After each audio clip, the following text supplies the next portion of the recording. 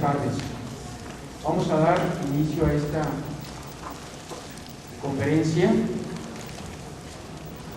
La idea es que ustedes tengan un conocimiento claro, un concepto claro de las distintas profesiones. ¿Por qué quisiera que tengan ese concepto claro? Porque de ustedes depende el futuro del país.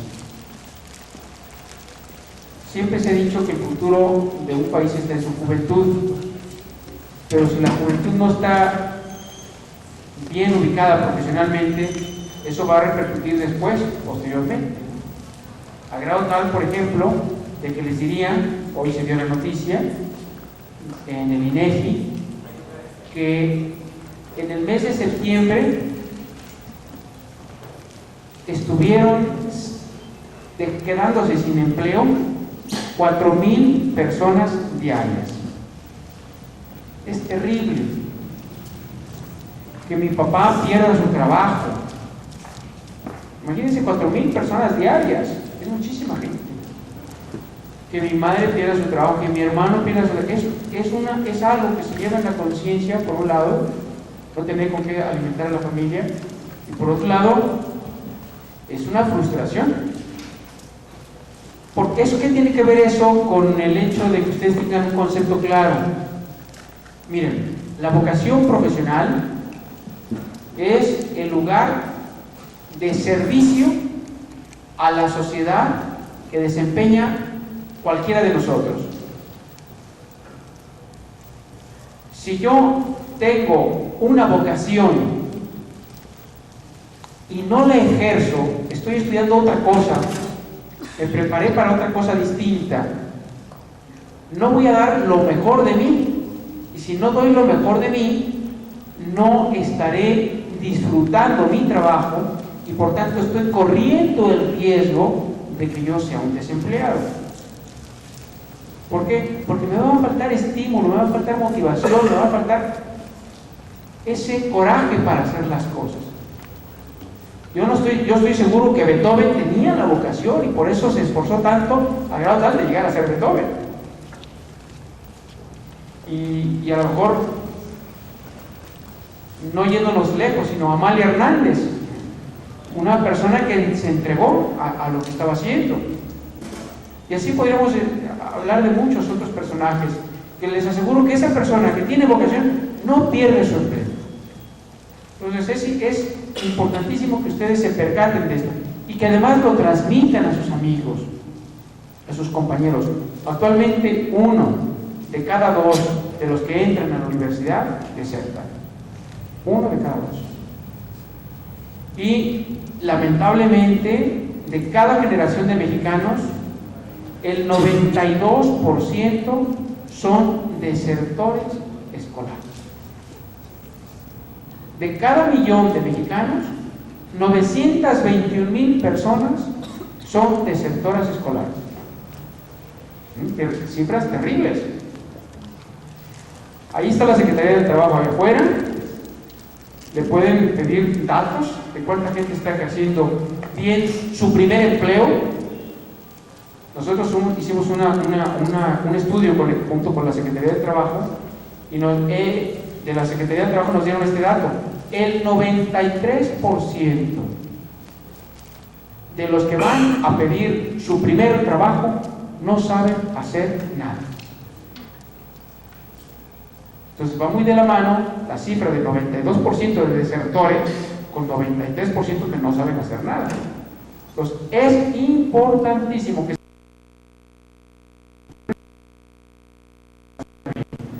si voy a dedicar a cantar, que lo haga bien.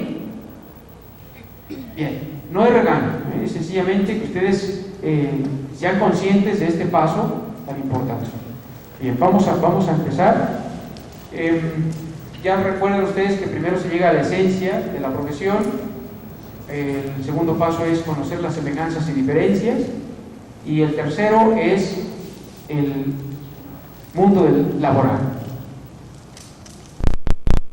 Yo les pido que sean muy breves en sus respuestas para hacer un poquito más dinámico esto y luego ya profundizaremos conforme vaya avanzando la conferencia. Bien, vamos a empezar por una profesión que tal vez sea como muy llamativa. Yo le pediría a la maestra Dolores Sánchez que nos explique qué es actuación. Buenas tardes. Bueno, actuación es el arte de interpretarse a sí mismo en personajes y en la construcción de la fantasía escénica que se dramatiza.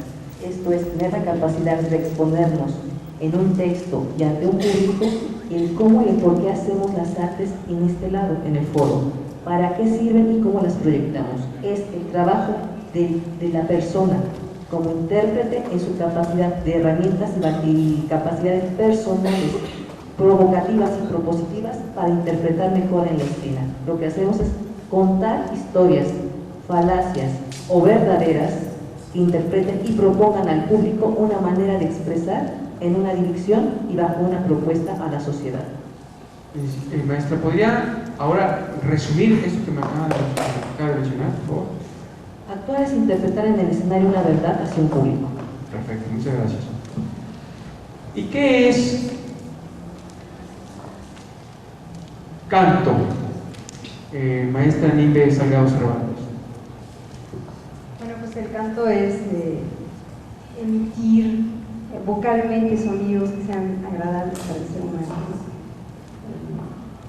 en todos los aspectos. Como profesión, así es, emitir sonidos. Pues lleva cierta concordancia, cierta armonía y que produzcan sentimientos y que al mismo tiempo le haya una respuesta, ¿no?, a ellos. Muchísimas gracias. Maestro Rubén Gallardo, ¿qué sería composición? Bueno, la profesión del compositor es aquella en la que el artista manipula ritmos y sonidos para crear obras musicales. Ritmos y sonidos para crear obras musicales. Muchísimas gracias. Licenciada Patricia Martínez, ¿qué es educación musical? Buenas tardes. Educación musical es una carrera, también licenciatura, en donde los estudiantes se integran al mundo de la pedagogía musical. Es decir, aquí todo el ámbito que tiene que ver con la educación en la música en distintos campos, en distintos niveles. ¿Podría resumirlo? Bueno, la educación de la música en distintos campos. Educación es enseñar al otro. Enseñar la música, estudiar el fenómeno el proceso de enseñanza-aprendizaje musical, ¿sí? En distintos niveles, ¿sí? En distintos ámbitos de lo que es el campo de la música. Muchísimas gracias. Licenciada Karina Serrano, ¿qué es etnomusicología? La etnomusicología principalmente es una disciplina que se aboca a la investigación musical, que nos va a permitir observar, conocer el uso y la función de la música dentro de la sociedad. Nos va a servir para entender qué importancia tiene para el hombre y para la sociedad en la que nos desarrollamos. Ahora, les pido que resuman porque la idea es que vayamos construyendo el concepto en ellos. ¿Qué es entonces, en breves palabras, etnomusicología? La investigación musical de cualquier fenómeno musical. Perfecto, muchísimas gracias. Maestro Rubén Gallardo, ¿y qué es ejecución? Bueno, ejecución existe también, aparte de las distintas carreras que se han mencionado aquí dentro del área de la música, hay una carrera que es la de licenciado instrumentista. Esa carrera se aboca a preparar ejecutantes de un instrumento, es decir, crear pianistas, violinistas, violistas, oboístas, toda la gama de instrumentos que existen en la orquesta. Querría decir que instrumentación o ejecución es interpretar un instrumento. Exactamente, es lo que significa ejecutar un instrumento. Muchísimas gracias. Bien, maestro Roberto Sánchez, ¿qué es Ciencias de la Cultura? Es una nueva licenciatura cuya peculiaridad es, a través de un método científico, abordar los diferentes fenómenos de la cultura, como las artes, la política, la ciencia y la técnica. ¿Podría resumirlo? Sí, Ciencias de la Cultura pretende, a través de la ciencia, reflexionar sobre las manifestaciones culturales. Muchísimas gracias. Inició Héctor Hoyo. ¿Qué sería dirección coral y de orquesta? Son disciplinas artísticas que se encargan de generar profesionales que puedan liderar a un grupo de músicos. En el caso de la dirección coral, a un grupo de cantores para recrear una obra musical en donde tenga que ver el canto, y en el caso de los directores de orquesta, estos profesionales se encargarán de guiar ejecutantes de instrumentos para finalmente recrear una obra instrumental. ¿Podría resumirlo? Sí, un director coral es un guía de cantores y un director de orquesta un guía de instrumentistas. Perfecto, muchísimas gracias. Maestra Dolores Sánchez, ¿qué es escenografía? Por favor. Escenografía es la materia o la herramienta que se construye en el espacio para contar espacios dramáticos. Esto es en corto, es la manera como en las artes plásticas contamos historias vía los ambientes, las geografías que habitan bailarines, cantantes, actores, que habitan estos espacios. Bien, yo creo que todavía tendríamos que clarificar más los conceptos. Y en ese sentido, le pediría, si quiere empezamos ya de una vez a ver las semejanzas y diferencias, para que los jóvenes tengan una visión completa. Por un lado está escenografía, por otro lado está coreografía, por otro lado está la danza clásica, y por otro lado está la actuación. A ver si nos pudiera dar como con un ejemplo, por favor. Bien, tenemos dos ramificaciones absolutamente diferentes. Por un lado, el maestro está mencionando las herramientas que se ocupan para el coreógrafo. El coreógrafo es aquel profesional en las artes que va a especializarse en diseñar para mover ejecutantes o bailarines. Esto es, el coreógrafo es aquel que va a trabajar música, espacio y bailarines para generar belleza en el campo escénico. Y la danza clásica va a ser una de las especialidades que abordará para hacer esta expresión en la danza. En la escenografía somos artistas plásticos, escénicos, dramáticos. ¿Por qué?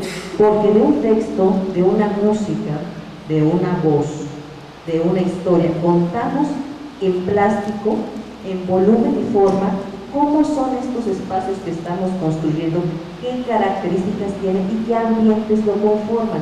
El escenógrafo trabaja con el espacio y también esto implica que puede trabajar con el coreógrafo como con el director de escena. El coreógrafo trabajará a partir de la música en la construcción de estos espacios, pero su herramienta es el bailarín, no el espacio. El espacio se va a adueñar de él. Y el escenógrafo trabaja sobre el espacio para todas las demás áreas. A ver, tratando de evitar la palabra espacio, si usted tiene la obra de teatro El Quijote de la Mancha, ¿por qué no nos ejemplifica en esa obra de teatro qué es cada una de las carreras? En la obra de Quijote de la Mancha tenemos el texto de Miguel de Cervantes. Lo que hacemos como escenógrafos es analizar qué características tiene el texto, cómo vamos a saber qué espacios ocupa, en dónde se está contando la historia, cuándo es en la casa de Hidalgo, cuándo salen al campo, cuándo se enfrentan en el mesón, cuándo conoce a Dulcinea, cuándo se enfrenta a los molinos.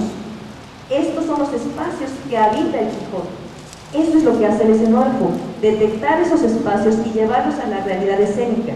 Aquí conformamos, de acuerdo a las características del espacio, contar la historia visual de lo que va a observar el público en el escenario que va a habitar el Quijote.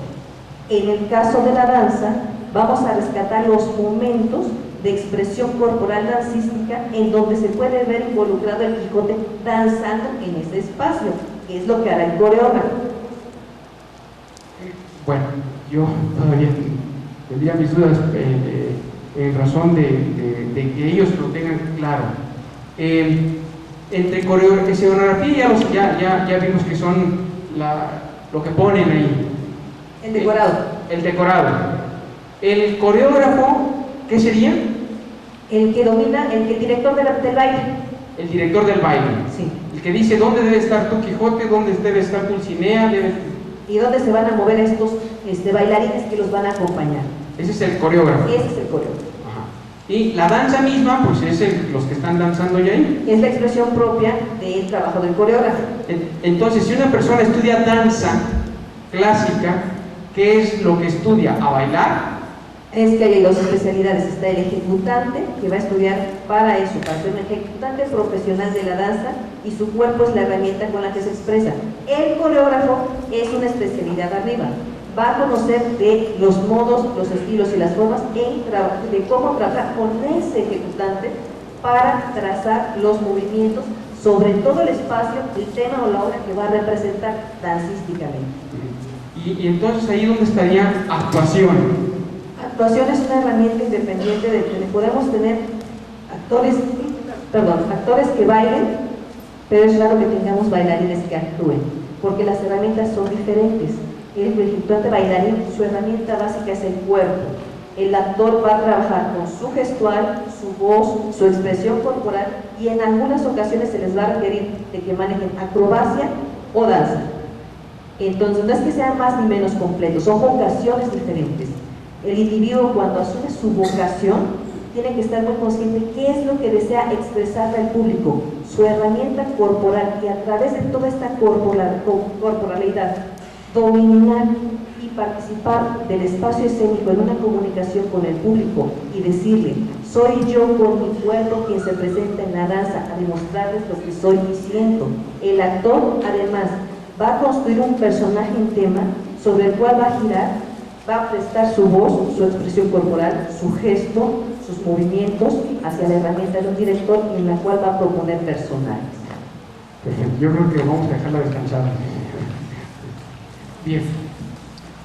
Maestra Karina Serrano, ¿en qué se diferenciaría etnomusicología de educación musical? La etnomusicología va a buscar, como ya dije, va a investigar, se aboca a la investigación musical. Entonces va a buscar de un fenómeno musical puede ser una persona que canta en el metro, puede ser un concierto de rock, puede ser una danza, cualquier manifestación donde tenga que ver la música.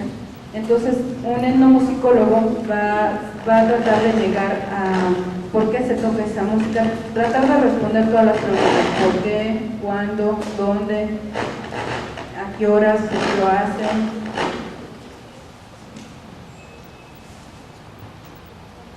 O sea, principalmente es la investigación musical. El objetivo principal del etnomusicólogo va a ser la música.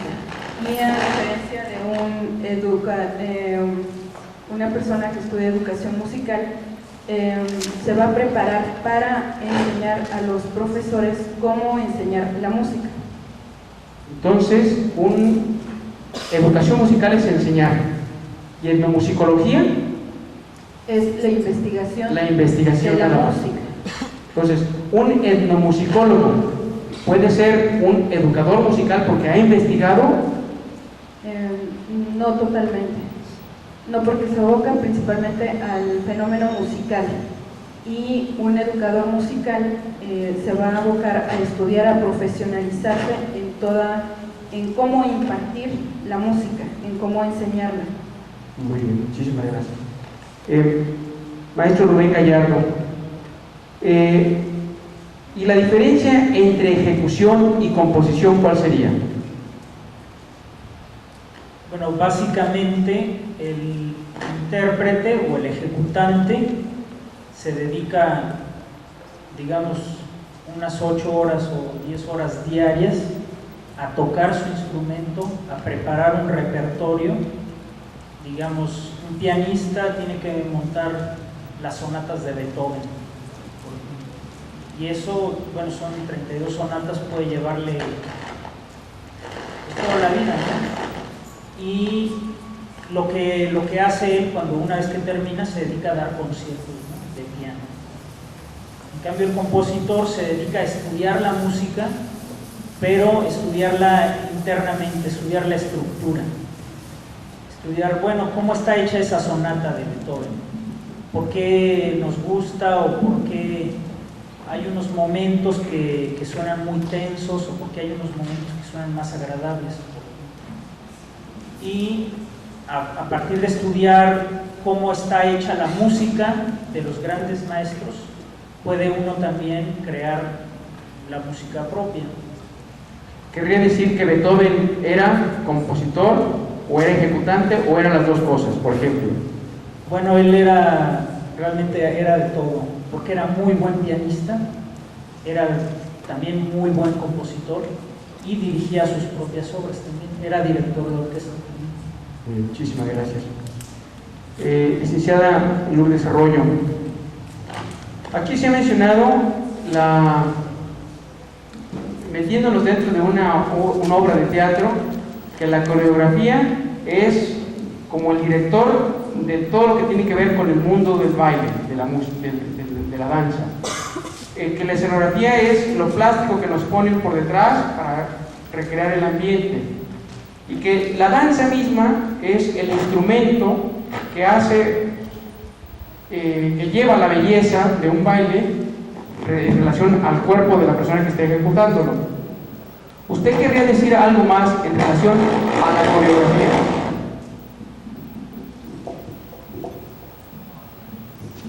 Bueno, antes que nada, perdón por llegar tarde, estoy de todos modos.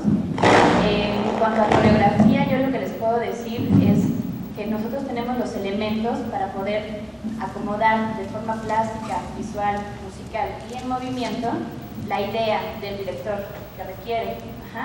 Esto es que nosotros como coreógrafos vamos a tratar de amarrar la idea del coreógrafo, sintetizarla en movimiento, pudiendo conjuntar los elementos como la música, como audiovisuales, como escenografía y todo eso, ¿no? Eso es básicamente la coreografía. Bien, muchas gracias.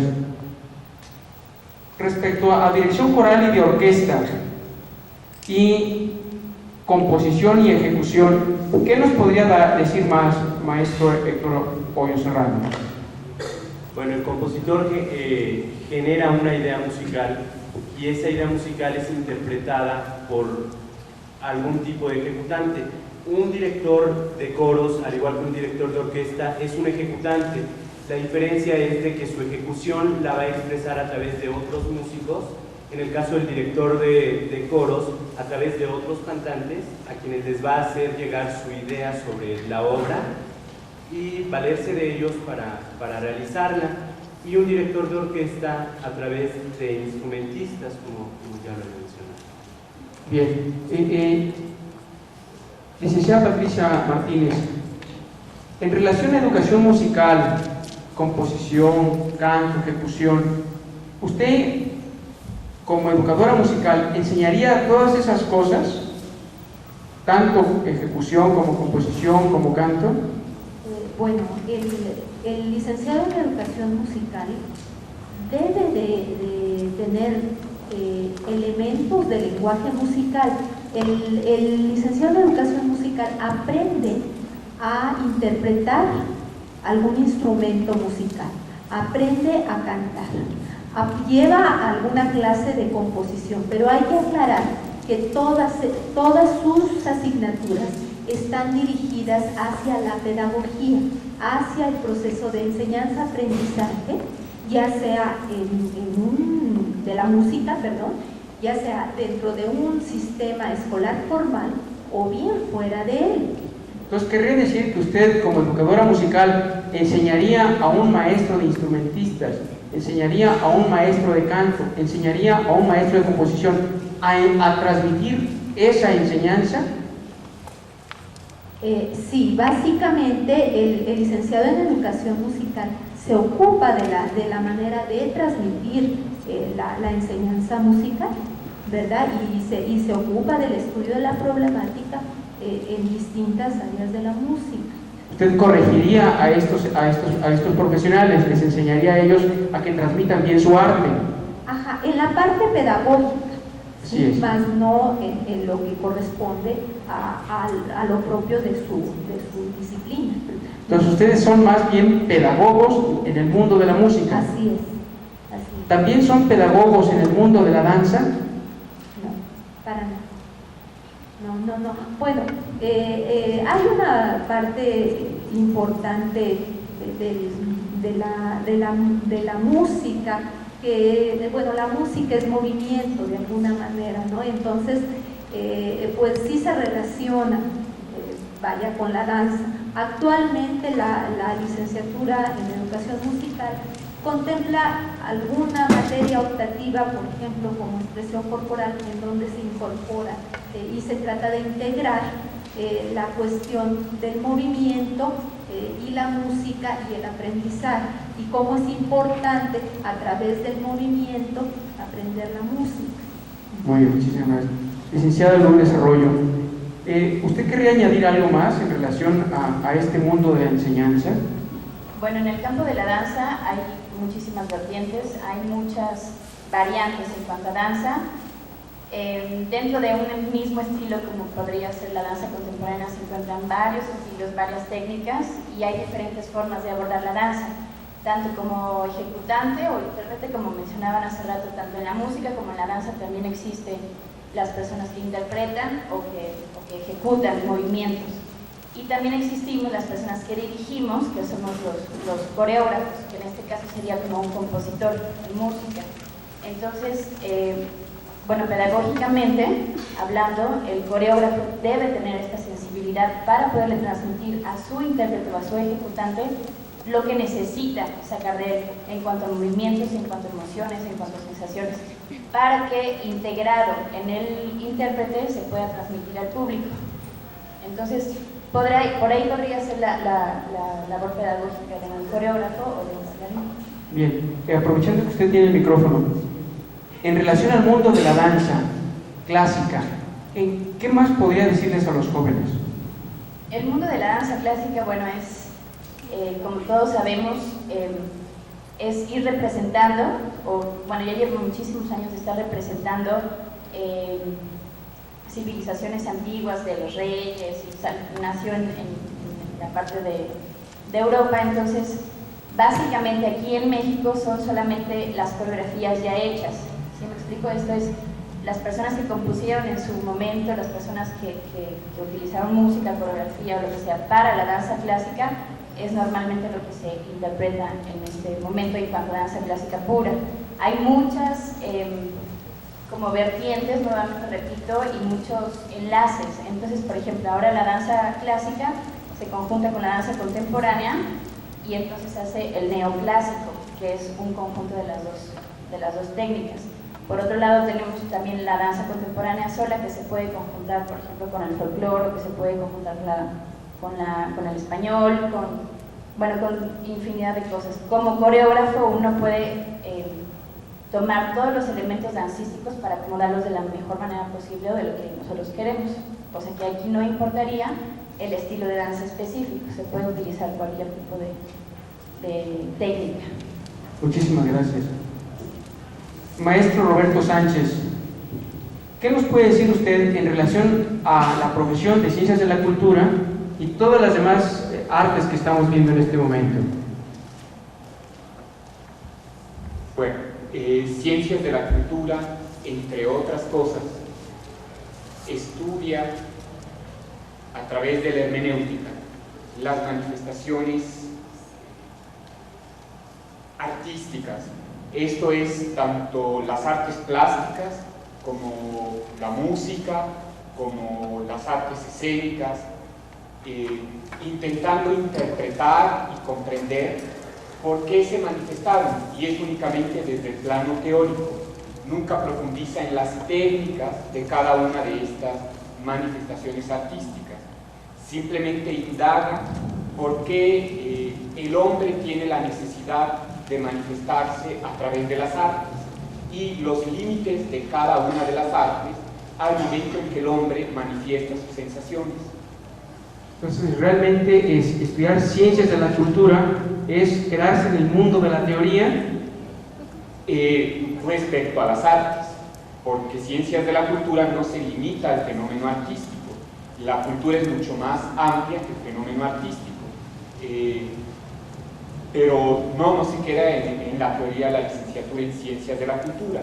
Al contrario, tiene varios talleres cuyo principal objetivo es la promoción y difusión de diversas manifestaciones culturales.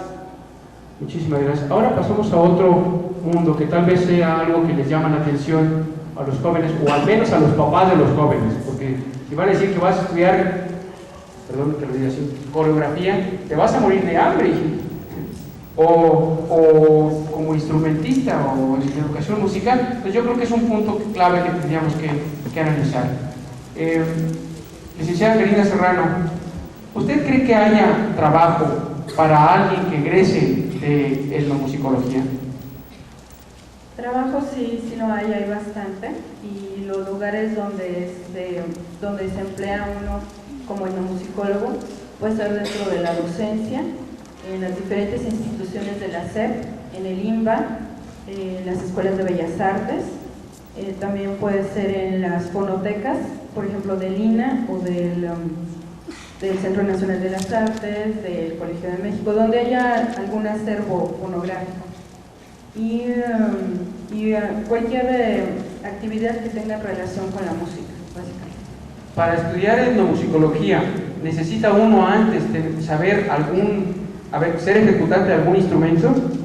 No necesariamente, más bien tener afición por la lectura, ya que se llevan muchas materias teóricas, lo que es antropología cultural, folclorología, etnomusicología, como historia de la etnomusicología. Sí conlleva una parte más teórica de lectura que de práctica. Muchísimas gracias. Licenciada Patricia Martínez, en relación a educación musical, me da la impresión de que nuestro país necesita muchísimo, pero una persona egresada de ahí, ¿le es fácil encontrar trabajo? Sí tiene, sobre todo el licenciado en educación musical se puede desarrollar laboralmente dentro de la docencia, pero también dentro de la investigación o dentro de la difusión. El campo principal se encuentra dentro de la docencia. Sí se requiere mucho de educadores musicales a todos los niveles, y tanto en el sistema de educación formal como en un nivel no sistemático de educación, ¿no? Entonces sí puede encontrar trabajo, sí hay campo de trabajo.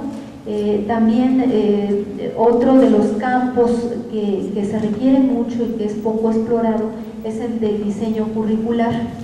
¿Sí? En el campo de la música, al licenciado en educación musical le toca el saber diseñar los planes y los programas de estudio de música en todos los terrenos, ¿no? Y en este ámbito se requiere muchísimo en nuestro país. ¿Usted podría darnos datos de las necesidades que hay? Tengo entendido que ahora música ya no se ve prácticamente en los estudios ni de primaria ni de secundaria. Ajá. Creo que en ese sentido habría muchísimo trabajo, pero si pudiera darnos datos así que ellos les pueda servir. Bueno, sí, efectivamente se ha reducido el ámbito a nivel secundario, pero en escuelas particulares sí se requieren de los servicios. En educación preescolar, a nivel bachillerato también, en nivel particular sobre todo. Ahora, en el ámbito de la cultura, por ejemplo, en casas de cultura, en el Consejo para la Cultura y las Artes, en el sector público, pantalla, ¿no? O en el sector privado. Hay mucho interés por los servicios de un educador musical, porque un educador musical puede atender distintos ámbitos y a distintos niveles de edades. Muchísimas gracias. Maestro Rubén Gallardo, en cuanto a ejecución y composición, ¿cuál sería el área que más necesita nuestro país? Bueno, pues es una pregunta difícil de responder, ¿eh? Yo creo que necesitamos de todo. O sea, necesitamos más artistas en este país en general. Porque necesitamos pues gente humanizada, ¿no? Gente que también trabaje sus sentimientos, que no nada más se dedique a hacer dinero, ¿sí? Entonces, pero si tienen sentimientos nada más, también tienen que vivir de algo. Justamente. Entonces, las carreras artísticas, si uno está comprometido con ellas, le pueden dejar mucho dinero y mucha satisfacción personal. Entonces, pues no hay que descartarlo, ¿no? No hay que... si uno tiene realmente ese gusanito, pues hay que probar, ¿no? Hay que intentar estudiar lo que... pues una carrera, digamos, como las que comentamos ahora, música, danza, una carrera con ciencias de la cultura, teatro, ¿sí? Ahora, en cuanto a lo de el campo de trabajo, ¿no? El campo de trabajo, bueno, ya lo han comentado aquí mis compañeros, el campo de trabajo, por ejemplo, para los compositores, puede estar en la docencia, puede estar en la industria privada, por ejemplo, haciendo música para las telenovelas, que se paga bastante bien, música comercial también, se pueden hacer, por ejemplo, uno conoce a un grupo que se llama Cabá, pero nunca sabe quién compuso esa canción, quién es realmente el que está ganando el dinero por haber hecho esa composición, ¿no? Y pues obviamente puede ser un profesionista de la música como un compositor, ¿no? En cuanto a los intérpretes, pues los intérpretes realmente ganan muy bien, ¿sí? Hay muchas orquestas en el país y se están creando cada vez más, hacen falta más maestros porque cada día surgen nuevas universidades con departamentos o facultades o escuelas de música dentro de la misma universidad. Y bueno, en el campo de la docencia siempre tiene cabida un profesionista de la música. Creo yo que en el mundo de la música es especialmente necesario tener vocación, aunque sabemos, ya lo hemos mencionado, que la vocación es para cada profesión. ¿Qué características debería tener una persona para saber si tiene la vocación para ser un ejecutante o para ser un compositor? ¿Qué perfil dentro de su personalidad tendría que verse, averiguarse cada uno de ellos, los que están pendientes aquí, para saber si tienen esa vocación? Bueno, se sugiere que la persona que quiere dedicarse a una de estas disciplinas tenga una alta capacidad de concentración, porque se trabaja mucho a la hora de estudiar. Uno está, digamos, varias horas frente o con el instrumento, ¿sí? Entonces uno tiene que tener esa paciencia, esa dedicación, esa disciplina para ser constante, ¿no? Y para poder seguir trabajando, ¿no? Incluso aunque los resultados de repente parezca que se obtienen muy lentamente, ¿sí? Es cosa de practicarlo, ¿no? Hay que tener una disciplina también estricta, diría yo, y bueno, también hay que tener resistencia a las críticas, ¿no? Porque pues obviamente el trabajo artístico siempre va a ser cuestionado por distintos niveles, ¿no? Desde tu propio maestro o maestra que te está dando tu clase y te sugiere una interpretación de cierto tipo, hasta, bueno, cuando uno ya es profesionista, las críticas que pueden venir de la gente que se dedica a hacer eso en los periódicos, ¿sí? ¿Cree usted que entonces sería concentración, o la capacidad de concentrarse en sí mismo para ejecutar o para ser compositor? Básicamente disciplina, capacidad de concentración y resistencia a la crítica. Muchísimas gracias. Maestra Nimbe Salgado, hemos sabido que canto en las mujeres es algo que se puede detectar pues, aproximadamente desde los 13 años en adelante. En cambio, en los hombres, por el cambio de la voz, podría ser hasta después de los 17 años. ¿Es cierto esto? Bueno, sí es un factor que interviene en un cantante. Sin embargo, el cantante requiere también la formación musical. O sea, un cantante no es nada más el que se la pasa tarareando y chiflando todo el día, sino que también requiere estudiar dentro de la carrera, formarse como músico, llevar ciertas materias y tener una sensibilidad musical. Entonces, el caso de los niños pues, se da mucho, por ejemplo, que si empiezan desde pequeños a cantar en coros de niños y se les maneja la voz como si fueran todos iguales, ¿no? Desde niños y niñas, ¿no? Y bueno, ya de ahí en el caso de los hombres, pues ya está empezando con una formación musical, una formación vocal y una disciplina como cantante. Cuando llega el cambio de voz, pues a veces para algunos puede ser fácil y para otros no. Entonces ya define su color varonil, ¿no? Y sí, efectivamente es un paso difícil, pero no determinante para que el hombre empiece a cantar después de los 17 años, sino que puede tener una formación anterior. ¿Y hay trabajo hay campo laboral para un cantante? Bueno, ahí sí hay cierta, primero tendríamos que aclarar qué clase de cantantes, ¿no? Hoy en día todos los adolescentes quieren ser cantantes y salir en la televisión y a lo mejor hasta entrar a la academia, ¿no? Pero bueno, esa es una aspiración, digamos, una aspiración hasta lo que vemos, ¿no?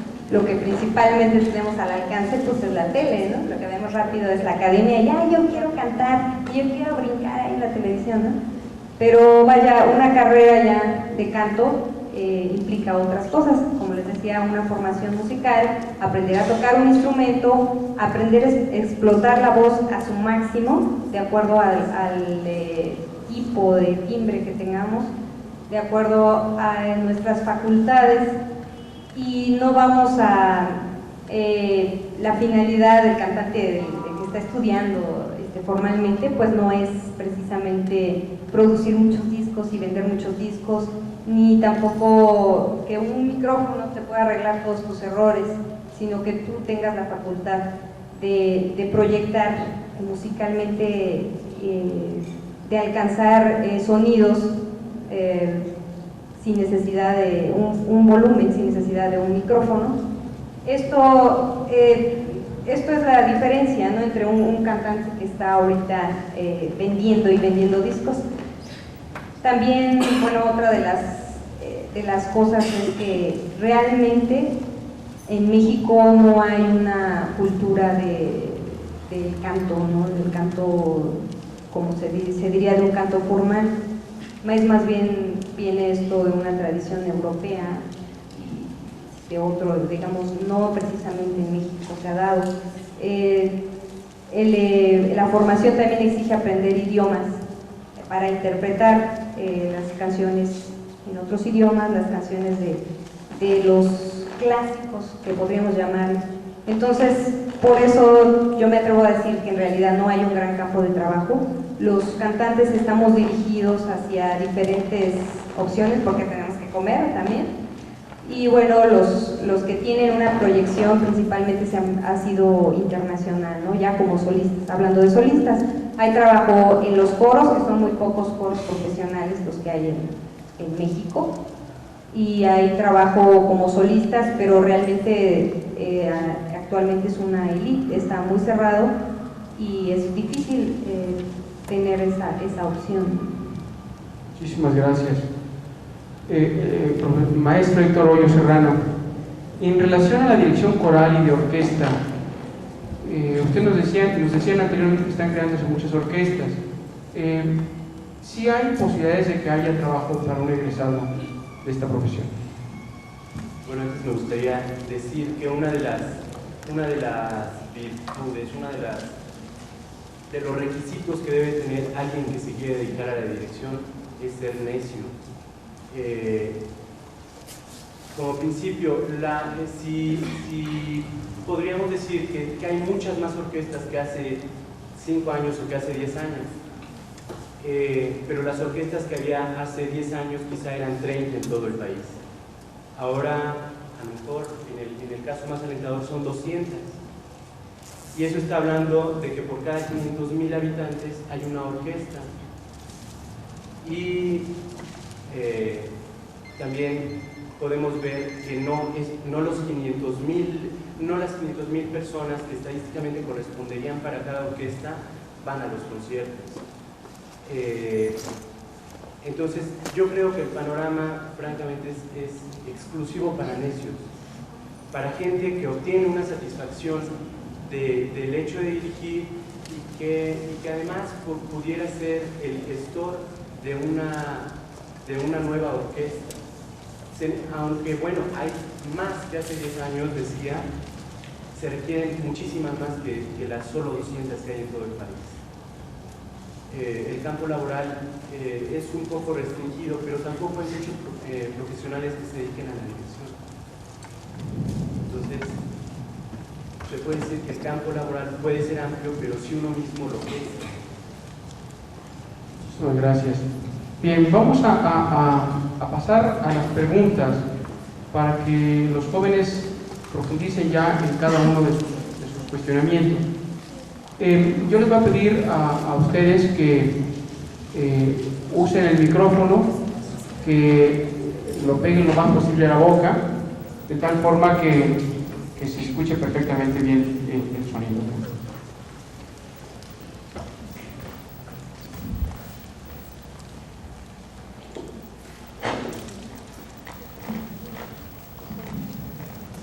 Bien,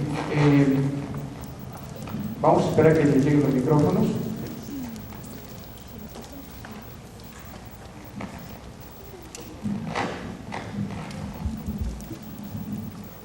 Muy bien. Bueno, yo quisiera hacer dos preguntas.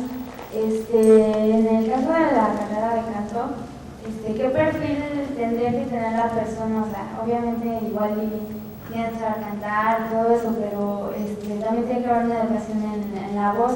¿Qué perfil tendría que tener la persona? Bueno, es muy importante que seas una persona saludable, porque el instrumento es tu cuerpo, para empezar. O sea, si eres una persona con problemas asmáticos o con problemas del corazón, a veces tiene ciertas limitaciones, ¿no? Todos tenemos la capacidad de cantar. También es muy importante que tengas ese gusto por la música, ¿no?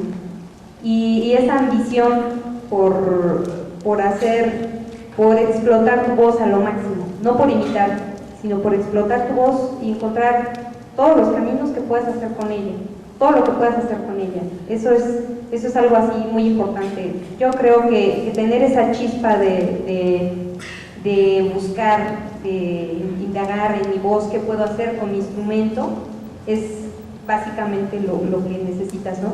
Requiere mucha disciplina y requiere también que te gusten los idiomas, porque vas a tener que estudiar idiomas. Y también algo muy importante, que tengas disposición a estudiar otro instrumento, que tengas disposición a trabajar con los demás, porque eso te va a formar igual. O sea, si tú piensas ser un solista, tienes que aprender igual a trabajar. En algún momento vas a trabajar con una orquesta, vas a trabajar con un coro y tienes que saber escuchar, saber compartir con los demás la música. Perdón, ¿no hace falta tener oído musical? Bueno, todos tenemos oído, y el oído musical, o sea, el oído musical es algo que se va, algunos ya lo tienen, pero es algo que también se puede ir formando, ¿no? El oído musical no es de que yo ya nací con estas orejas, con unas grandes facultades, no, o sea, se puede ir adquiriendo. Probablemente a algunos les cueste más trabajo y a otros no, pero todos podemos. Muchísimas gracias. ¿Puedo hacer la otra? Bien, otra pregunta. Ah, sí, haz la otra. Igual en el caso de actuación, no sé quién sea. ¿En el caso de qué? Actuación. Ah, muy bien. Quisiera saber también el perfil y la bolsa de trabajo, por favor. Bueno, en el perfil de actuación, ya lo mencionó la maestra, la actitud física es muy importante. O sea, ¿en qué condiciones de salud vienes para ser una persona óptima para aprender, para asimilar y entender el problema de la interpretación con tu cuerpo? Es importante que en qué condiciones viene tu voz, en qué condiciones corpóreas, en este caso de huesos, músculos y tendones, ingresas. Un soporte teórico suficiente, muchachos, eso es en general en todas las carreras, llegan con un soporte teórico, una información básica, mínima y en ocasiones ínfima. Acostúmbrense que a la carrera se tiene que llegar leyendo, para amar lo que se hace, porque ya se investigó, ya se buscó, para enamorarse de lo que hacemos, tenemos que conocer perfectamente qué queremos hacer. Y en la actuación, nosotros somos el reflejo de la cultura de un país, somos el reflejo ante un público de las cosas que queremos contar. Pero si no tenemos un bagaje de experiencia de vida, esto es una capacidad de análisis, abstracción y observación de nuestro entorno social, además de esta descarga teórica, poco podemos ofrecer con la herramienta del actor. Necesitamos todas estas herramientas de perfil de ingreso, además de una enorme constancia, disciplina, carácter, tolerancia y respeto de crítica y un soporte de autocrítica suficiente para entendernos y tenernos paciencia. Confiar en que podemos hacer las cosas perfectamente bien y en esa confianza personal transmitirla a la familia, que es la primera que teme que lo que estamos haciendo está mal y que nos moriremos de hambre. Tenemos una oferta de demanda enorme, porque todo el mundo cree que es actor y que es actriz, porque los medios de difusión así lo señalan. No, ser actor, ser actriz es un compromiso social de entenderte para proponer y exponer este carácter y esta personalidad ante un público, arriesgarte a la crítica y crecer en la crítica. Sobre todo en la actuación se crece mucho en el dolor. La competencia es muchísima, las escuelas de actuación son muchas, las oficiales, las particulares y las de actores que al retirarse pretenden ser maestros. No ser un gran actor no es sinónimo de ser un gran maestro de la actuación. Tenemos mucha oferta de escuelas en este tipo y lo importante es ustedes con qué actitud de ingreso pretenden y hacia qué tipo de actuación se van a llegar. Ser muy sinceros y muy honestos, van a ser un actor cultural, van a ser un actor comercial, hacia dónde pretenden encaminar sus pasos y en virtud de eso habrá trabajo. El mercado realmente está muy saturado de mucha gente que cree que puede actuar. Una cosa es que yo me pare en el escenario y repita un texto de memoria, y otra cosa es interpretar y crear un personaje que conmueva a mis compañeros de trabajo, a mis compañeros en cabina y sobre todo al público. Tener esta capacidad es de la de los menos actores. Escuelas hay muchas, actores hay pocos. Marionetas, desafortunadamente, y títeres en el escenario tenemos muchísimos. Tenemos en las escuelas de teatro, de televisión, de cinematografía, una gran comunidad de gente que cree que puede memorizar un papel y subirse a un escenario. Actuar es mucho más que eso porque es crear y convencer. Las herramientas son estas: tener una condición sana en tu cuerpo, una claridad mental de lo que esperas y lo que tú quieres ofrecer, que este es el bagaje con el que tienes que ingresar. Toda esta experiencia, esta capacidad de observación, un soporte amplísimo de lectura para entender entonces que con esta capacidad de síntesis, abstracción, constancia y disciplina podrás ingresar a una profesión que es muy dura porque puede ser muy ingrata. Se le puede amar, pero el teatro, así como ama, patea. Y en este sentido es convencerte tú para convencer a los demás de que lo que estás haciendo es una verdad y que vas a vivir y comer de ella. Maestra, ¿sería oportuno que una persona que quiera dedicarse a la actuación tenga una licenciatura previa al mundo de la actuación? Esa es una pregunta. Y la otra, ¿se necesita una apariencia física determinada para ser actor? Contesto en el orden, sí. Una licenciatura lo que nos da es un rango social de una categoría o una jerarquía de representación. El actor como profesional realmente tiene apenas 100 años y las licenciaturas son realmente de 30 años. O sea, reconocer a un actor como licenciado es muy poco si les importa el papel. Si van a ser actores por papel, el papel no les da un contrato, el papel no los hace entrar a un casting, el papel no les da el personaje para interpretar en el escenario.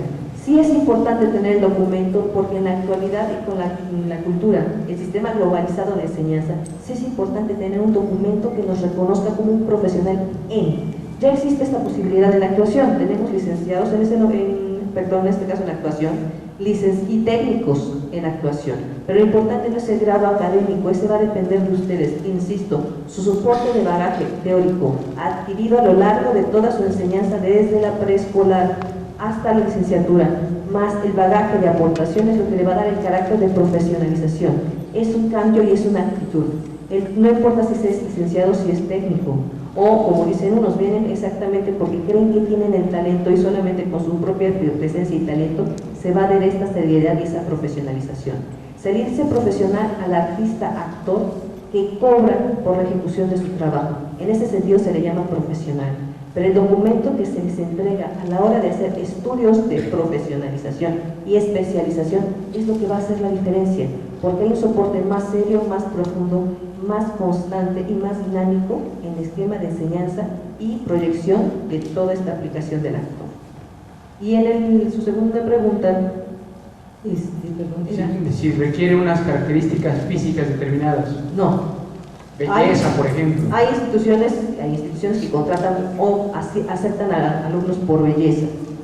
Hay otras instituciones que no, que es el alumno el que se acerca convencido de lo que va a proyectar en el escenario, lo que le va a dar esta presencia en el escenario mismo, esta condición de ser actor es la capacidad de yo proponer independientemente de mi físico. Si mi físico no es vendible, porque ese es lo que pasa también en el mercado de trabajo, hay imágenes para venderse y hay imágenes que no se venden. Un buen actor, independientemente de su imagen, se va a cotizar. Y tenemos ejemplos, en uno de los ejemplos el maestro López Tarso, era de los alumnos de la escuela de teatro más feos que podían existir, el maestro Ernesto Gómez Cruz, otro. Pero no fueron actores por su belleza, sino por su talento y su capacidad de proyección. Entonces no es la imagen. Si queremos ser actores, simple y sencillamente por ser rubios, de ojos azules, barba partida, nariz aguileña, y tener un coche en la puerta y una cuenta ancha en el banco, pues ese no es el actor, ese es el modelo. Y aún así hay modelos para todo. El actor es aquel que se asume como personaje, se supera en su personaje y construye una persona que se provoca y provoca en el escenario. No se amarre por una belleza, sino por una condición de exponerse. Muchísimas gracias. Otra pregunta ahí arriba, por favor. Sí, ¿cuál es el desarrollo dentro de la licenciatura de teatro, más ampliamente, y cuál es la diferencia entre la licenciatura y algo más técnico? La diferencia son el esquema de enseñanza-aprendizaje. Existen varias escuelas de enseñanza de la actuación, no sé si puedo mencionar. Tenemos dentro de las oficiales la Escuela Nacional de Arte Teatral del Instituto Nacional de Bellas Artes, que tiene una experiencia de más de 50 años. Tenemos por el otro lado las escuelas dentro del Distrito Federal de la Universidad Nacional Autónoma de México en la Facultad de Filosofía y Letras con la carrera de Arte Dramático, y tenemos la de Centro Universitario de Teatro, que también pertenece a la universidad. Tenemos las escuelas particulares de los sindicatos de actores, tenemos toda la oferta de todos los actores que han abierto sus casas, sus edificios para esta enseñanza. Tenemos enseñanza pública y enseñanza particular para el ejercicio de esta profesión, para la enseñanza. ¿Qué va a ser la diferencia entre los licenciados y los técnicos? Es que los licenciados van a tener todo un proceso de mapa curricular que va a permitir en 3 fases ejecutar esta enseñanza. Tenemos una fase de iniciación o presentación de lo que es el actor, qué pretende hacer, bajo qué técnicas, qué institución va a proponer, qué escuelas de enseñanza de interpretación. Tenemos la sustantiva y es ya el ejercicio práctico después del soporte teórico que va a hacer el estudiante de actuación en la institución. Y tenemos el de especialización, hacia dónde se va a encaminar este estudiante de actuación, específicamente a la representación escénica, o además será investigador, o además será docente. Tenemos estas 3 fases que le permiten como licenciado tener un abanico más amplio a la hora de ser un egresado y ofrecer sus capacidades en el mercado de trabajo. Y el técnico no, el técnico inmediatamente por los propios requerimientos de la carrera se va a habilitar para ingresar al mercado de trabajo como intérprete, y pocas veces investigará y menos veces se dedicará a la docencia. Cuando se dedican a la docencia con un conocimiento técnico es porque mientras me aceptan en un casting, mientras consigo chamba, estoy estafando a una cantidad enorme de ingenuos que pretenden llegar a las páginas del TV Notas, TV Novelas, de Eres Somos y Te Pareces, de las portadas. Y si pretenden llegar a ese nivel como actores y actrices, sale 50,000 pesos la portada de una revista. Mejor junten 50,000 pesos y compren la portada y no sufran en una carrera que es muy exigente, que es muy absorbente, ¿sí? Y que da muchas satisfacciones, pero igual muchos dolores de cabeza cuando no es de veras. Muchísimas gracias. Otra pregunta aquí abajo. Si me puedes asesorar con escuelas de escenografía. Escuela de escenografía solo hay una, y es en la Escuela Nacional de Arte Teatral del Instituto Nacional de Bellas Artes. Es la única escuela con licenciatura en Latinoamérica. Y tenemos talleres, tenemos en el país talleres o cursos pequeños. A nivel de licenciaturas solamente existe en esta escuela. Muchísimas gracias. ¿Otra pregunta? Yo quisiera preguntar si se le considera como carrera a la coreografía. Si se le considera como carrera a coreografía. Sí, por supuesto, en el CNA, Instituto Nacional de las Artes, son 4 años de la carrera de coreografía. Existe otra escuela que se llama Centro de Investigación Coreográfica y ahí está como especialidad. Entonces tú puedes tener la licenciatura como ejecutante, bailarina ejecutante en la rama que sea, y posteriormente especializarte en coreografía. ¿Y cuál sería su campo laboral? Hoy hay de todo. Bueno, como mencionaban hace rato, te puedes dedicar al área comercial. Esto es, si quieres poner las coreografías de grupos musicales, si quieres coreografiar un video, ¿no? Muchas veces vemos videos en la tele, entonces toda la parte de movimiento lo hace un coreógrafo, para anuncios, también de televisión, esto por el lado comercial. En el lado teatral se puede juntar con obras de teatro. Existe actualmente lo que es danza-teatro o teatro-danza, que es como una combinación de los dos, o bien en una sola obra de teatro, de actuación, puede entrar una parte coreográfica. Existe también toda esta parte de hacer performance, no sé si de pronto tengan oportunidad o han visto en la calle o para eventos especiales, por ejemplo Coca-Cola, ¿no? Entonces van a anunciar un producto nuevo o Sabritas o yo qué sé, y en la calle están haciendo eventos y de pronto hacen performance, para eso se requiere un coreógrafo también. Bueno, como coreógrafo te podría decir que son básicamente los elementos más fuertes. Como bailarín, como intérprete y como ejecutante, obviamente, bueno, pues estás en todos esos y estás tú funcionando como... O sea, el coreógrafo es como la cabeza, que te va a dirigir, y tú si eres el intérprete vas a ser quien ejecute este movimiento. Como coreógrafo puedes coreografiar y bailar al mismo tiempo. Y como bailarín se supone que también pueden, pero bueno, hay también algunos elementos, ¿no? de organización y de unir todos los elementos artísticos necesarios. Sí hay trabajo, hay mucho trabajo. Tú tienes que ponerte bien abusada para buscar la economía, porque sí también la hay. Y bueno, de pronto nos toca hacer como... Depende también a lo que te quieras dedicar, ¿no? Existen muchas personas que nada más se quieren dedicar a lo comercial, o nada más a lo teatral, o nada más a lo que sea. Unas fuentes tienen mucho más dinero que otras, por supuesto. Llegan momentos en que tú trabajas meses y meses y no vendes la función, pero en ese inter puedes hacer otro tipo de trabajos, ¿no? O sea, como coreógrafo, no me estoy yendo a vender chicles o cualquier cosa, ¿no? Sino como en tu misma rama. Es mucho de paciencia también, es mucho de saberte vender, es mucho de conocer muchas cosas, de conocer gente, de darte la oportunidad de crear y verdaderamente dejar a tu ser así libre, ¿no? Por completo y verdaderamente absorber las ideas de alguna persona que te quiera dirigir. Hay muchas opciones, pero el chiste, como hace rato decían, yo la verdad lo que recomiendo para esto es defenderte, ¿no? Y si de veras te gusta, tú vas a ser bueno.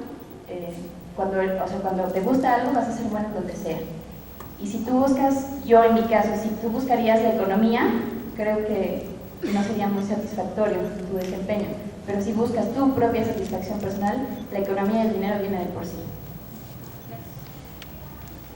Bien, otra pregunta, allá. Sí. Mi pregunta es, ¿cuáles son los perfiles de un aspirante a licenciatura en coreografía? ¿Cuáles son los perfiles de un aspirante a licenciatura de coreografía? Mira, bueno, básicamente tienes tienes que tener noción sobre la danza, ¿no? No importa la técnica o el estilo que a ti te guste.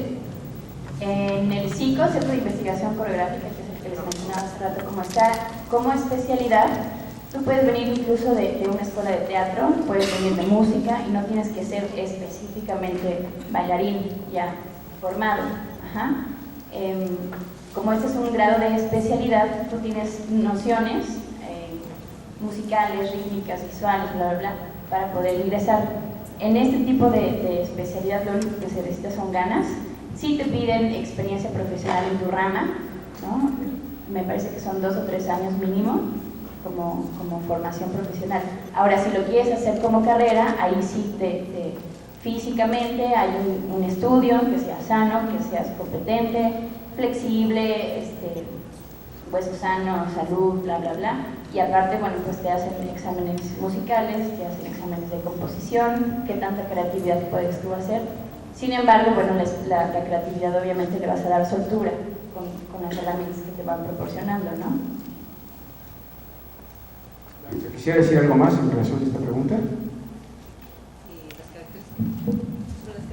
características Del aspirante. a coreografía. Sí.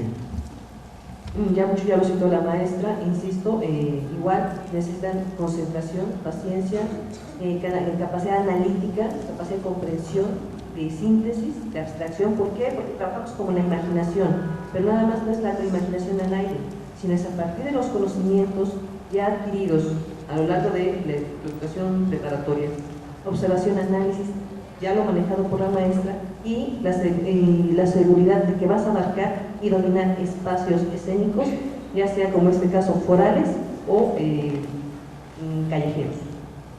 Y tener capacidad de liderazgo es muy importante en todas estas carreras humanísticas, en donde nos toca en un momento determinado tener directrices, tener carácter de sociabilización, carácter de liderazgo.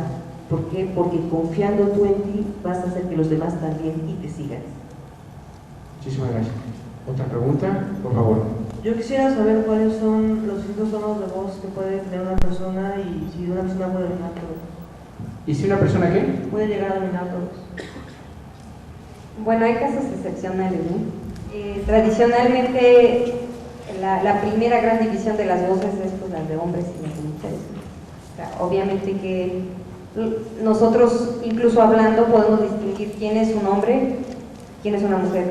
Bueno, eso es muy relativo, ¿no? Pero, bueno, esa es la primera división, ¿no? Después vamos a dividir las voces femeninas por si los sonidos son más agudos o más graves. Serían las sopranos, que son las más agudas, luego siguen las mezzosopranos y luego las contraltos, ¿no? Las contraltos serían las más graves. En los hombres, pues también vamos a hacer una división, y esto ya sería hablando del canto también, ¿no? Del canto específicamente. Hacemos la división de las voces de los hombres como bajos, barítonos y tenores. Los tenores son los más agudos, los barítonos les toca en medio y digamos que tienen una voz intermedia, ni tan grave ni tan aguda, y viene a ser el bajo, la voz más grave. Yo creo que esto es para fines de estudio, o sea, para fines del repertorio de la música que ya se conoce, de la que ya está hecha, las voces se han clasificado así. Es como si dijéramos, hiciéramos una diferencia entre los instrumentos para saber qué es lo que a uno le queda mejor y a otro le queda mejor. Entonces, en las voces, para el repertorio que ya está hecho, que ya está compuesto, se utiliza a veces esas clasificaciones y otras subclasificaciones, digamos, por las cualidades que tenga cada voz. Si tiene la facilidad de hacer gorgoritos, como dicen, esa es una clasificación que se vendrían a hacer agilidades, o si tiene la cualidad de que su color es un poco más oscuro, la voz se oye un poco más oscura, aunque se clasifique en cualquiera de las tres, entonces ya se le designa otro tipo de repertorio. Sin embargo, esto es para fines, digamos, académicos. Me gustaría que quedara bien claro que yo, cuando hablo de la carrera de canto, Hablo del canto en forma académica, en una forma técnica, de alcanzar una técnica vocal, ¿no? Nosotros podemos ver en la tele actualmente las mujeres son las que cantan graves y los hombres son los que cantan agudo, y a veces la duración de sus voces es muy poca. ¿Por qué? Porque también requieren hacer una técnica, incluso los cantantes de televisión, si tuvieran más cuidado en hacerse de una técnica, y lo vemos en la academia, yo les pongo el ejemplo más cercano, ¿no? O esos programas, les están tratando de dar una formación vocal y a veces no responden, y sus voces están muy limitadas a ciertos rangos, ¿no? Pero hay casos excepcionales de mujeres o de hombres que pueden abarcar lo que en el teclado podremos decir desde 3 octavas hasta 5 octavas, o sea que podría, esa flexibilidad que va uno adquiriendo en la voz nos hace poder abarcar más registros, desde el grave hasta el agudo. Lo más sano es que te conduzcas dentro de la voz, dentro de tu color, dentro de lo que a ti te queda mejor, porque pues incluso como cuando llega el momento de que tienes que venderte, como se dice, venderte, o sea, hacerte publicidad y todo, siempre vas a escoger lo que mejor te quede. Maestra, ¿y esto tendría que ver algo con el mundo de la vocación profesional? ¿O es...? Es parte de la vocación, o sea, es parte de tu vocación saber que cuando ya estás en una carrera cualquiera, tú escojas lo que mejor puedas hacer, ¿no? ¿Por qué? Porque entonces tienes vocación para eso y eso es lo que mejor vas a hacer, y eso es lo que más la gente va a demandar de ti, lo que mejor va a pagar, ¿no? Muchísimas gracias. ¿Otra pregunta? Ahí arriba. Buenas tardes. A mí me gustaría saber, de acuerdo a su criterio, ¿qué tan recomendable es estudiar una carrera alterna? ¿Una carrera qué? Alterna, o sea, que el hecho de estudiar una carrera alterna le quitaría prestigio a la otra. ¿A cuál te refieres de las profesiones? A actuación. Actuación. Yo aconsejaría que ninguna carrera fuera alterna. O sea, ir compartiendo carreras es muy difícil porque no le estás dando seriedad primero a tu tiempo y luego a la profesión que elegiste. Podemos tener vocación profesional y podemos tener vocación en hobby. Si estamos hablando de hacer una carrera y hacerla formalmente, tenemos que concentrar toda nuestra energía a lo que realmente deseamos hacer, pensando en que la vocación nos va a llevar a hacer lo que nos provocará a lo largo del tiempo felicidad. Esto es, la inversión en la elección de una carrera, lo que tiene que provocarnos, cualquiera que ésta sea, es felicidad. Siendo feliz, daré lo mejor de mí y lo mejor de mí me va a provocar un mejor puesto, una mejor posición y un mejor ingreso. Esto viene siempre pegado. O sea, no importa que si la carrera se llama físico-matemática, ingeniería de computación o licenciada en actuación, siempre y cuando yo actúe seriamente, con profesionalismo, con constancia, con entrega, con convicción y con honestidad, con mi persona y con mi tiempo, y el capital que están invirtiendo en mi preparación, es el fruto que yo voy a obtener. Si yo llevo carreras alternativas, no estoy prestando atención al proceso académico que me están otorgando los docentes de frente, ni le estoy respetando a mis compañeros de equipo cuando laboro con equipo y la actuación requiere de esto. Es arte en comunidad. No hacemos teatro exclusivamente porque venga un actor y se pare frente a nosotros. Detrás del actor hay un director, muchas veces un coreógrafo, un musicalizador, hay un escenógrafo, un diseñador de vestuario, un diseñador de luces, el productor, todo un equipo técnico de realizadores y de ejecutantes detrás que están cuidando que el actor esté trabajando en sí. Por respeto no solamente a esa carrera, sino a cualquier otra, hay que concentrarnos en una vocación. No podemos tener muchas y ejecutarlas todas porque nos quedamos como refrán, aprendiz de todo, maestro de nada. Hay que tomar las cosas en serio y solamente una. No conviene. Y en actuación es muy absorbente. Es una carrera que en primer año exige un poco de tiempo. Conforme vamos pasando el mapa curricular, va exigiendo un poco más, hasta que nos exige 24 horas al día de 365 días al año. No es posible en actuación llevar carreras paralelas. Muchísimas gracias. ¿Otra pregunta? ¿Quién tiene el micrófono? ¿Qué instituciones públicas serían para actuación? ¿Qué instituciones públicas habría para actuación? En el Distrito Federal tenemos dos. Por un lado, el Instituto Nacional de Bellas Artes con la Escuela Nacional de Arte Teatral, ahí en el Centro Nacional de las Artes, Churubusco-Tlalpan. Por el otro lado tenemos a la Universidad Nacional Autónoma de México en su Facultad de Filosofía y Letras con la licenciatura en Arte Dramático dentro del circuito interior de CEU, y en el circuito exterior el Centro Universitario de Teatro. Muchísimas gracias. ¿Otra pregunta? Sí, ¿qué perfil se requiere para escenografía? ¿Qué perfil? Se requiere capacidad de síntesis, análisis, abstracción, observación, comprensión, nociones de dibujo. No se les pide conocimiento profundo, porque en la escuela van a tener una derrama enorme de materias de dibujo. Se requiere una descarga conceptual seria, conocimientos de educación, de cultura general, conocimientos generales de historia del arte, nociones de historia del teatro, porque muchas veces no saben a qué llegan a la escuela, y también confunden a la carrera de escenografía con oceanografía. Entonces nosotros no damos ciencias del mar, ¿sí? Damos manejo, concepción y diseño de espacios escénicos. A partir de esto también nosotros requerimos disposición de tiempo. Como en actuación, conforme va pasando el mapa curricular, se les va exigiendo más inversión de tiempo por la propia característica de la escuela, que es el dominio de muchísimos lenguajes, no solamente el artístico, sino el técnico. Y en muchísimas ocasiones vamos a participar en las puestas en escena, no solo como diseñadores, sino además como realizadores, constructores y levantadores del proyecto plástico que están diseñando. Muchísimas gracias. ¿Otra pregunta? Con relación al teatro, ¿cómo voy a dar cuenta yo si en realidad tengo vocación o simplemente es lo quiero ver como un hobby?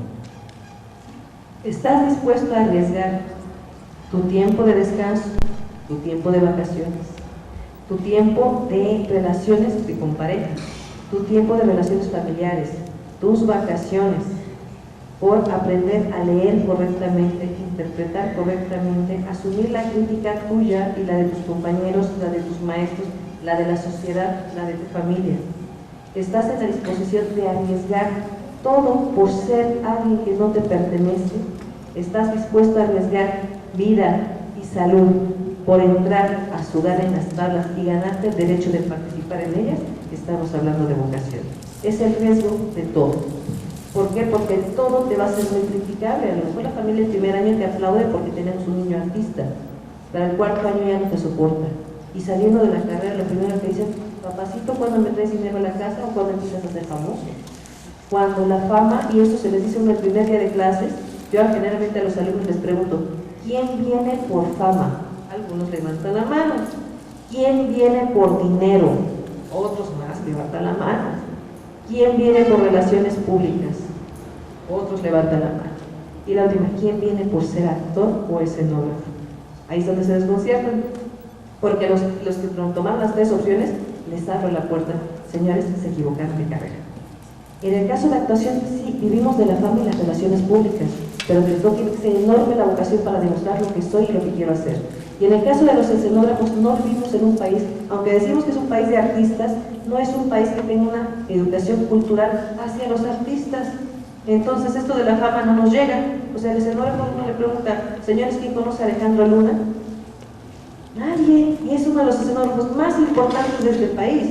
Y Alejandro Luna no llena un teatro, con su nombre no hace taquilla, y es el escenógrafo más importante hoy por hoy de la cartelera teatral. Entonces no es por fama. La fama la hacemos entre nosotros, o sea, entre el gremio se hace la fama del escenógrafo. La fama del actor es diferente, es apoyada por los medios de comunicación, pero ante todo por nuestro trabajo.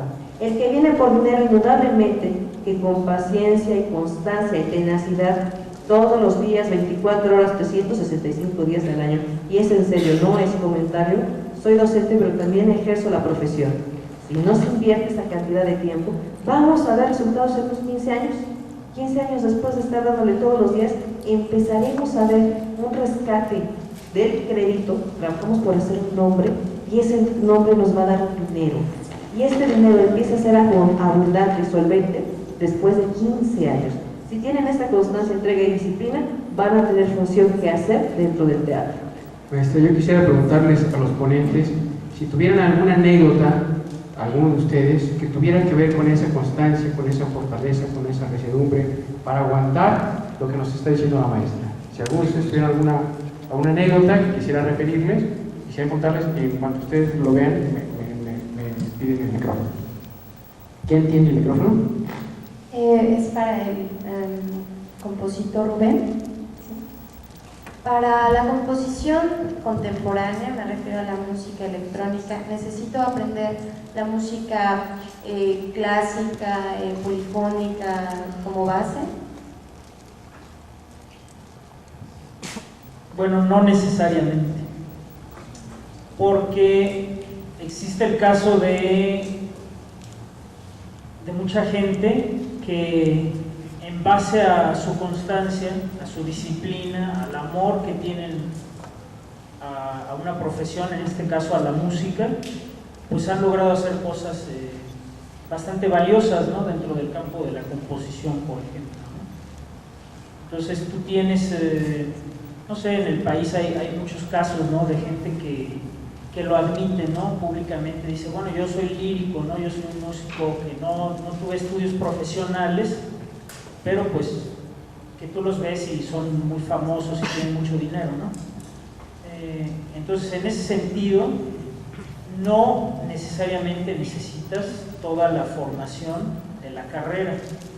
La carrera lo que te da es las herramientas necesarias para conocer todo lo que es la música de la tradición europea, ¿sí?, que es la música barroca, la música clásica, la música romántica, la música, también hay una música contemporánea, ¿sí?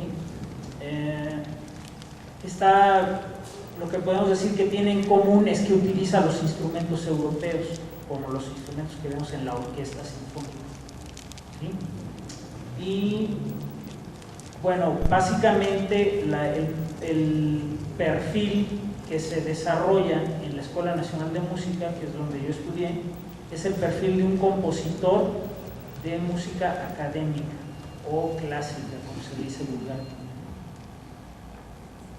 Muchas gracias. Quedó contestar tu pregunta. Muy bien. ¿Otra pregunta? Sí. ¿Cuál es el nivel técnico que existe dentro de la carrera de coreografía y cuántos créditos académicos se requieren para completar la carrera? ¿Cómo requerimientos técnicos? ¿A qué te refieres? Sí, o sea, todo lo que se necesita para realmente ser un coreógrafo, para salir con esa profesión de coreógrafo, todo lo que se necesita en sí. ¿Qué materias te dan? ¿Es lo que quieres saber, sí, más o menos? Bueno, existen diferentes programas, ¿no? Sin embargo, te voy a hablar un poco como lo que yo experimenté. Te dan anatomía aplicada, en donde tienes que conocer desde los huesos, los músculos, los nervios, por dónde pasan las cosas, para saber de qué forma ahorrar energía a la hora de moverte. Te dan talleres de improvisación, te dan obviamente música, siempre hay que saber contar los tiempos porque de pronto los bailarines están por un lado y la música está por otro, ¿no? Te dan también la técnica en la que tú te entrenes, es un diario y mínimo son 2 horas de clase diarias en la técnica que sea, ¿no? Entonces, dan también arte y sociedad, en donde estudias los antecedentes de la danza, estudias las civilizaciones antiguas, los griegos, todo este rollo, para plasmarlo a nivel corporal, coreográfico, un lenguaje no verbal. Te dan talleres en donde tú puedes dirigir, ¿no? Entonces, aunque no tengas los elementos así por completo, tú eres capaz de tener un grupo de gente y dirigirlos a tu antojo en espacios abiertos o delimitados con consignas específicas o abiertas. Esto de consignas me refiero a que de pronto te dicen, quiero que me hagas una coreografía o una pequeña práctica creativa sobre el mar, ¿no? Entonces tú como ideas todo este rollo para que no sea ni tan obvio ni tan abstracto, ¿no? Es como plasmar ahí tu gusto. Te dan también producción, que es saber todo lo que son las luces, los focos, la intensidad, los colores, de qué forma vas a ambientar el teatro para hacer alguna composición. Te dan creación de personaje, como comentaban hace rato, como bailarín a lo mejor yo no hablo, o a lo mejor sí, pero yo me lo tengo que creer, me explico, tengo que formar mi personaje para hacerte saber a ti que soy una sirena del mar, o que soy, no sé, ¿no? O sea, no puedo decir que soy cuando no me lo creo, cuando no he estudiado, cuando no sé ni de dónde es, ¿no? Te dan todo esto que es creación de personaje, y bueno, básicamente se podría, considero que estas son así como las más fuertes. Hay otras mucho más especializadas, mucho más, dependiendo del ramo que tú quisieras, ¿no? No sé si quedó contestada. ¿Sí? Bien, miren, vamos a dar por terminada la conferencia. Ahora yo les voy a decir algo más. Realmente lo que se ha mencionado aquí de la vocación es muy importante. Entonces, según ustedes todavía no tuvieran ese concepto claro en su cabeza respecto a la vocación, les diría que pasen al stand de Universitas para que les puedan aplicar alguna prueba psicométrica y que les ayude a encontrar cuáles son sus capacidades, su personalidad, sus aptitudes, etc. Entonces pasen al stand de Universitas. Y por último, si alguno de ustedes no ha entregado su ficha de registro, pase ahí al módulo donde están entregándose para que ahí la depositen o la hagan. Y también pueden pasar un momentito aquí a platicar con los ponentes